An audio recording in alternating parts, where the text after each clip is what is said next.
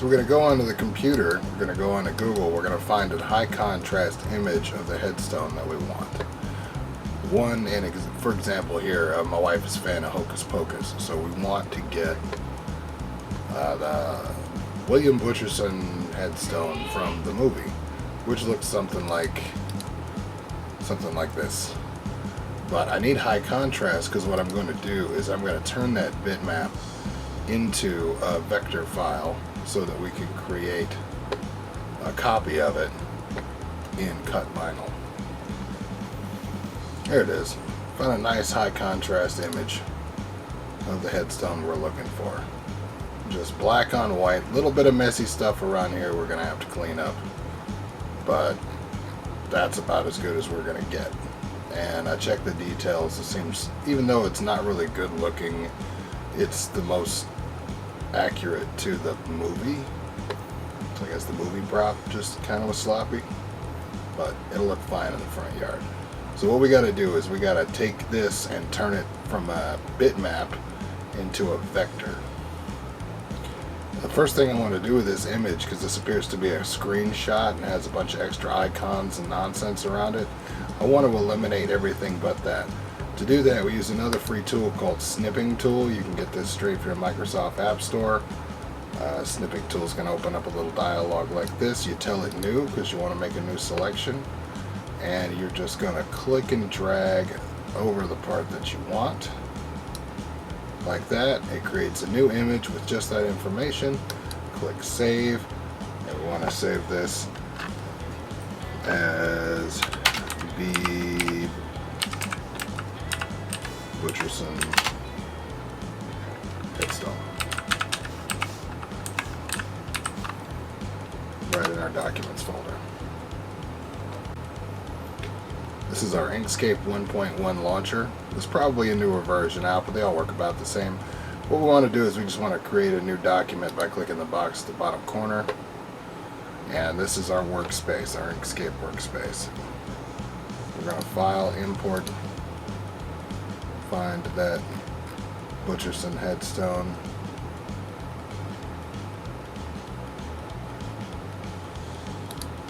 There it is. Open that. Put that into our document. It's a little blurry, but what we're going to do is we're going to turn this into a path. We're going to, while it's selected, hit Path, Trace Bitmap under Path. While it's selected, it'll ask you a couple of different things. We'll put this at a 2-color brightness threshold. Leave that all like it is. Update, we should get a preview of it. Actually, I need to probably change this to 0.6. Update, yeah, that makes it a little darker, brings over a few more details. Should have all of our text now. Hit Apply.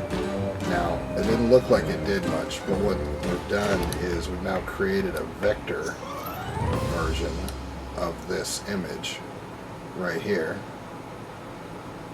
with all of our details on it. But now it's manipulable as a vector image.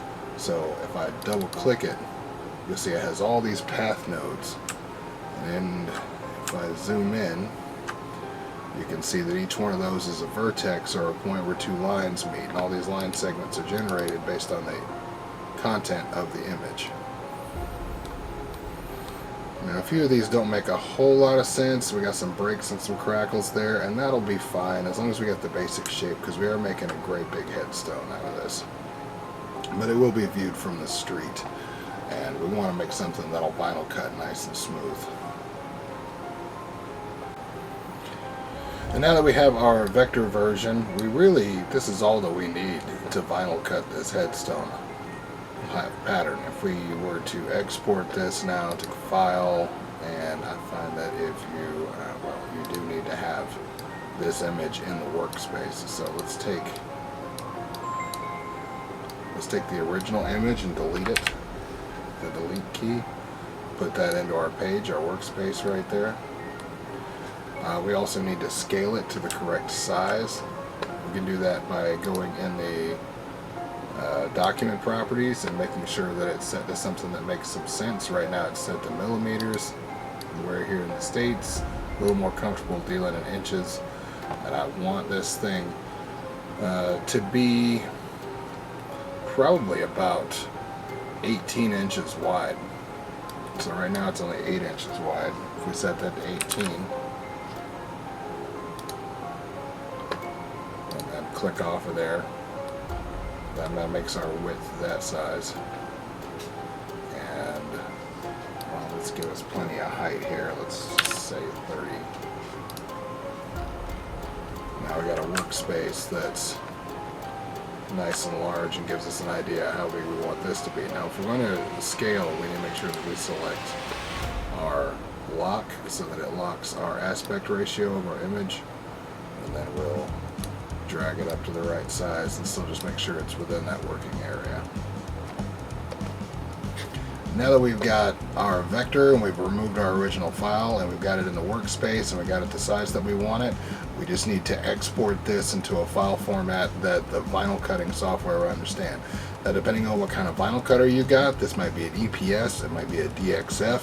In our case, I think we're going to be using a DXF 14 file, which is just a type of DXF encoding.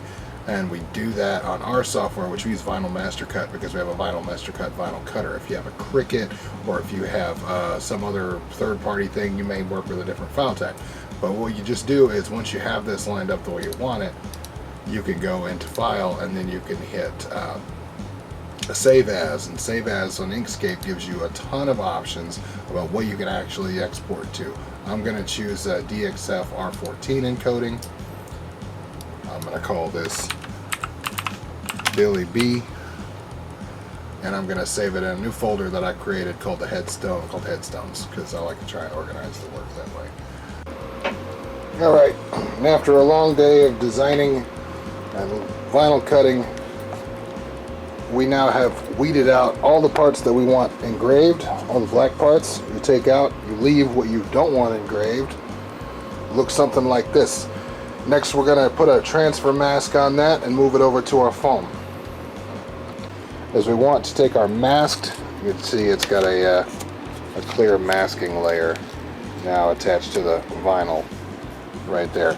We're going to take our masked vinyl and transfer it onto our pink foam with the bottom edge as flat along the straight edge of this material as we can.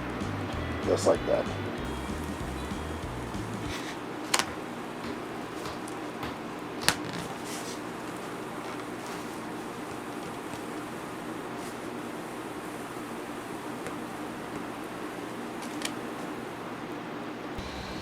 Alright, now we're going to come in with a can of the cheapest black spray paint you can find. It doesn't really matter what you get, but it needs to be spray paint because this has got some chemicals in it that eat this foam. So what we're just doing is we created a mask so we can selectively eat the foam. So give us a shake. And I'm going to avoid getting it on the edge because I'm going to attach that to a base. And we're just going to give it a thick all over with this. All around the edges. All in those details, covering up all the pink. I'm just going to go ahead and start eating into it.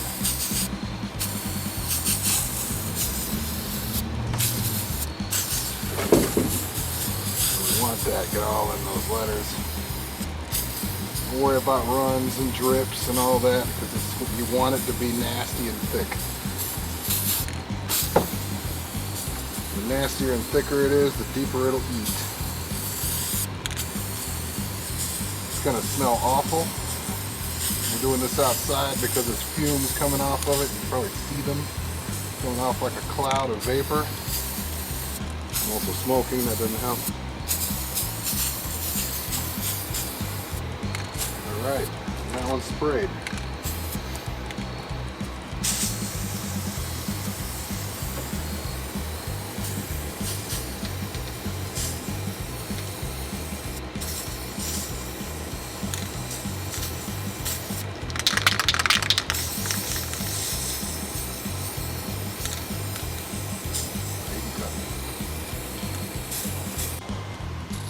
Alright, it's the next day, and you can see that in the warm sun, our spray painted vinyl is actually starting to remove itself from the foam.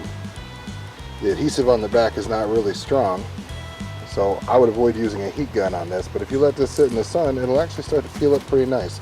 We're going to peel it all off anyway and reveal our engraving, but it looks like old Mr. Sun is doing some of that work for us. Fast forward a bit. We couldn't film this because it took all of our hands to do it. We took our headstones and we ran over them with a roller, some light gray paint, a little bit of bluish tint in it, something that we had left over from a estate sale or something. And then we touched up some of the engraving where we got a little too much paint in it. Sharpie did the trick. And then what we did, we took a little acrylic paint, put it in a spray bottle with a whole lot of water to cut it down and make it soupy, watery. Sprayed them down, and that gave them kind of an aged, rustic, nasty appearance. And right here, these are just bulk chopsticks. We drilled a few holes into the bottom, cut the chopsticks off so that they weren't quite as long as that. You know, we didn't need them to go all the way up in there. They're in there about 3.5 inches, the longest drill bit we had. And then we stuck them in with a little bit of hot glue, and they are quite firmly attached. And that's what's going to anchor that into the yard. Here they are, posted up in the yard.